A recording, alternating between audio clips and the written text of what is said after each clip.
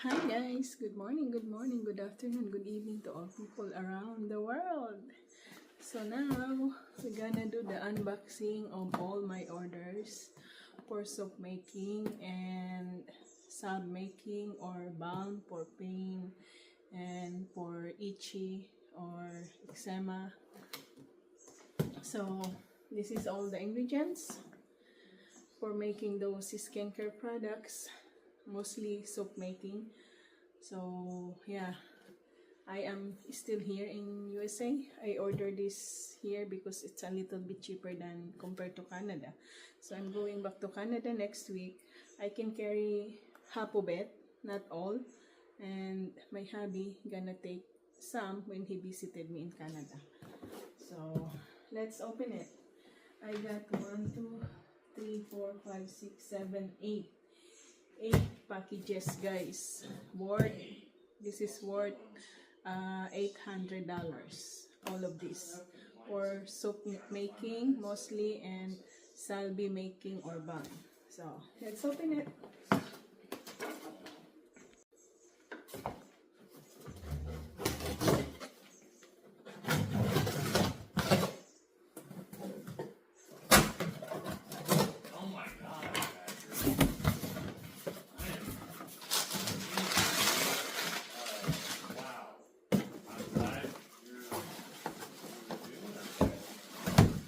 So, honey soup base for melt-in pour soup making. So, ayan siya. Oh, diba? Color honey. And let's see what else here. Yes. Kaya to.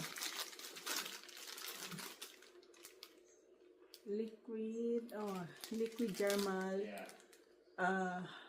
Pro. This is preservatives because I'm planning to make a shampoo or lotion, so we need to use preservatives except vitamin E. So we still gonna use vitamin E for making lotion and shampoo. So this, I thought it was big. It's so small, guys. I'm surprised. It's too tiny. So I think I'm gonna use it only for maybe a few times because it's only few drops. And there's another one here. Let's see what it is.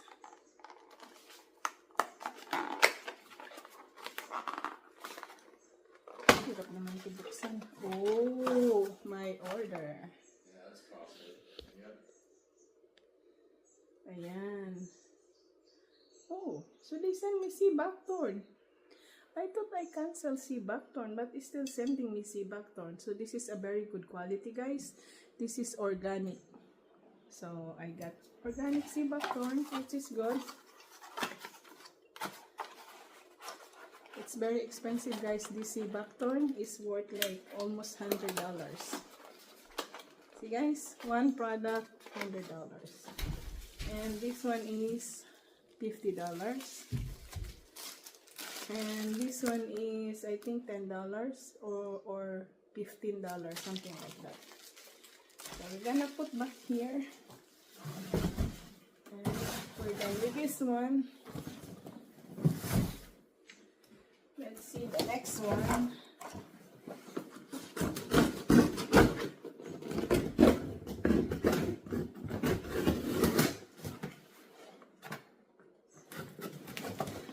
I'm trying to gather all the ingredients to make more soup and some the rest because I registered already my business.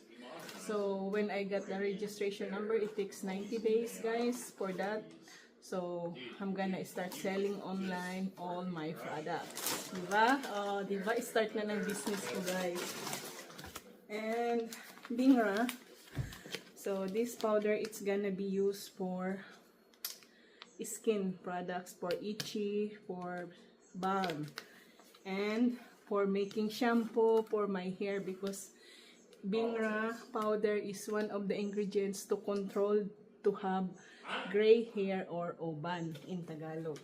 So I researched this, guys, and it's one of the ingredients. So I ordered some more because I'm gonna make lotion also. And you're on a program, you're like, dude, great plantain. I order seeds, great plantain, because this is one of the best ingredient for making it's like the vein of, eczema salvi. yeah, I get So it. I'm gonna plant this in our backyard because we have 10 acres land here in Washougal. So at least in the future I don't have to buy all the time. So I'm gonna plant this after I cleaning up my garden. And plantain leaf. So I'm gonna make plantain salvi with comfrey roots and dandelion roots and also nettle. So I want the best products, guys, and all organic. See, guys, organic. Yeah. Once See, well, all dude, I organic, appreciate it, guys. man. Glad that you Bingra powder. made it through it. I mean, my gosh, I remember Next this was one. very scary. And, Rose hip seed oil. Diba? yeah, just take care of yourself, bro. Let's see.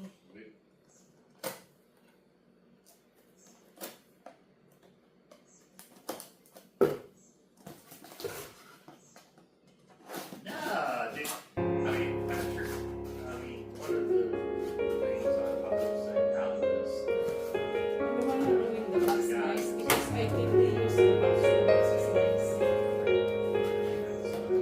you know what I mean? So, you take your business aside, just like hang out, Hirap So, nito, guys, that's buksan. right there, dude. I mean, that's like,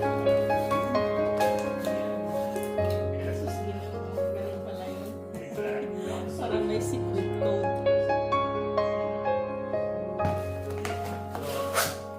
Ooh, nice. See, guys, it's protected the box. Yeah. So, Yeah. it's 100% natural.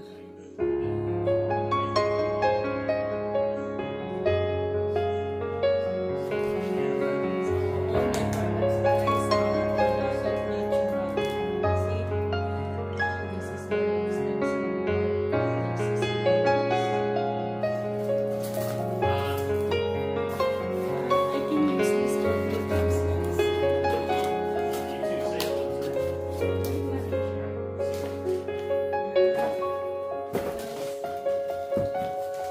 And I have the vitamin E.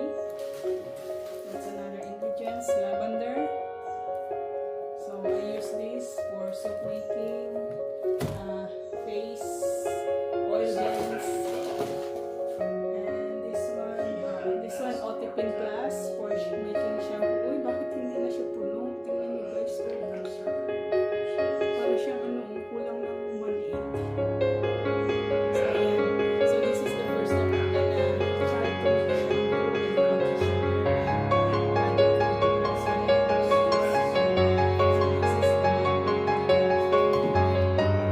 The lavender is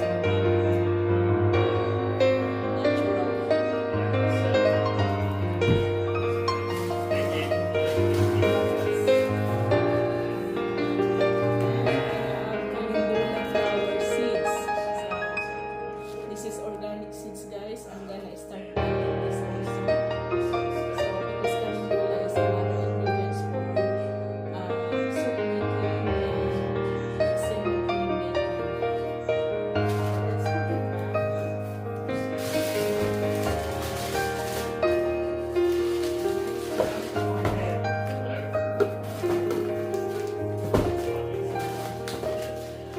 Most of these, guys, I'm gonna carry going back to Canada. The rest half of it is gonna be left here. I cannot carry them all.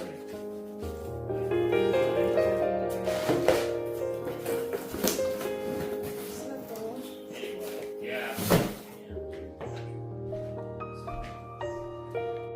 He said he's doing good though. Let's get this one.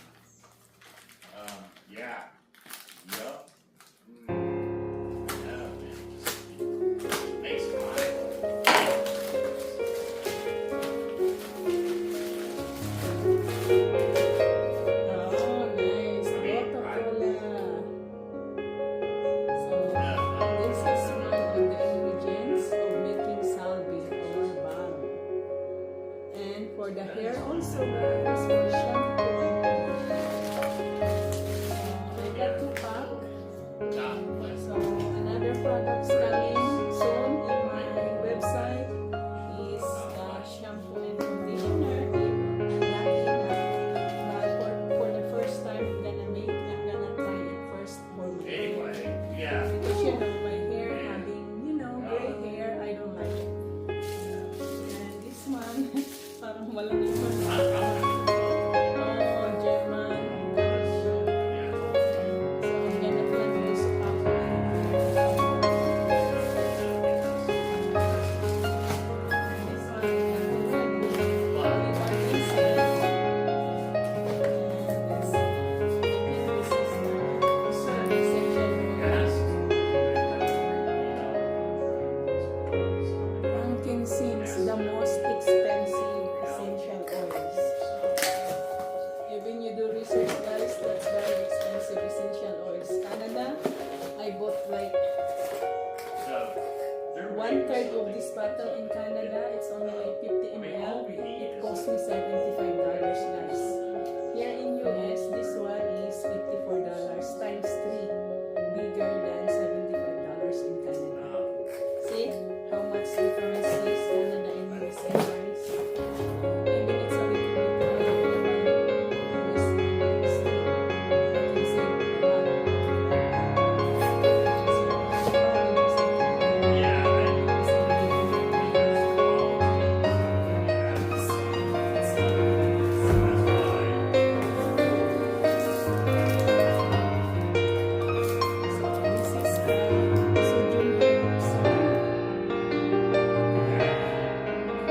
Caustic soda.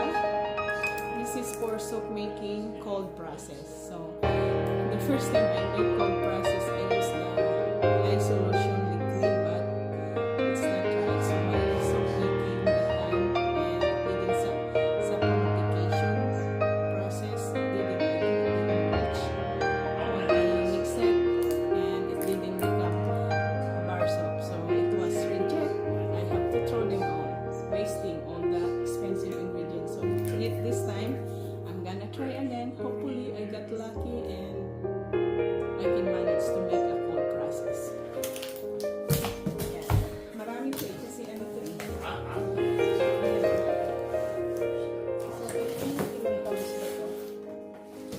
Sorry guys, malabo ang ilong. I guess we just Yeah, caustic soda, it's 10 pounds. So marami-rami akong magagawa nito guys in the future. Kasi once you're using a caustic soda or lye solution, you don't need a melt and pour soap base, Yeah. which is very expensive. That's why my bar soap guys, it's very expensive because I use the Premier, the best quality of I don't know. soap base for my soap. I don't want just like a lot of chemicals, no. I choose natural ingredients. That's why. And with this one, this is a chemical, but it's food Man, you grade. see that? You see So that psychology? it says here, I choose the best product. Before I close this So we will see if I can manage to make you it. know what I mean? If not, I'm gonna sell this Dude, also. so much of this shit is psychology, man. Like, it's a weird. I'm Like, gonna put this in the box. And next,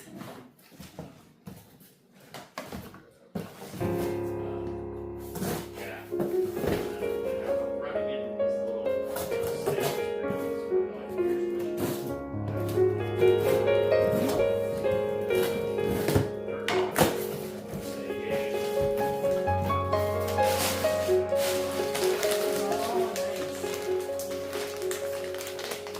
goat's milk, organic goat's milk, guys.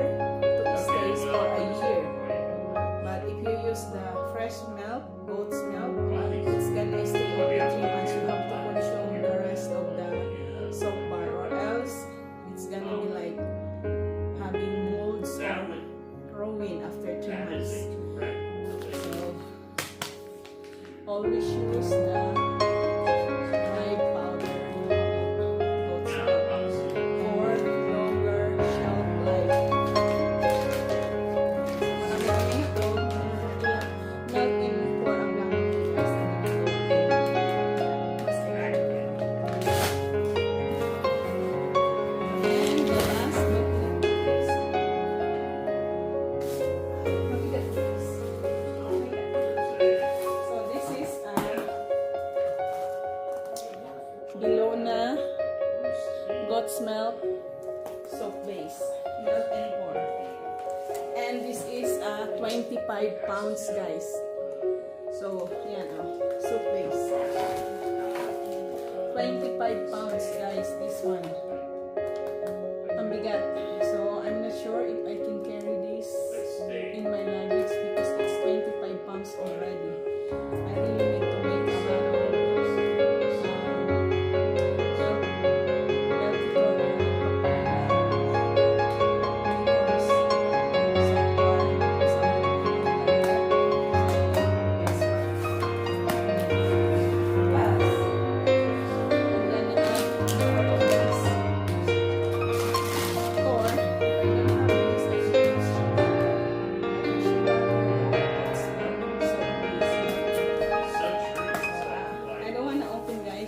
this is 25 bar, 25 pounds.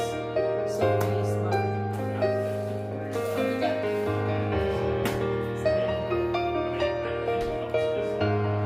Yan lang po. Thank you so much for watching.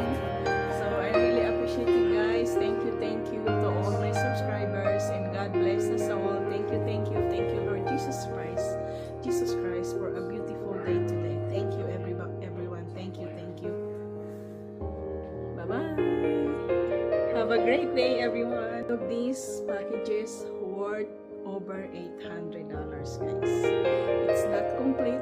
It's only a partial ingredients for soap making, salve or balm making, for eczema, for pain relief, etc. Still a lot of ingredients to be needed. I think I spent already more or less $5,000 for soap making, including the materials. So if you really want to make a bar soap, guys, you have to think properly. You should need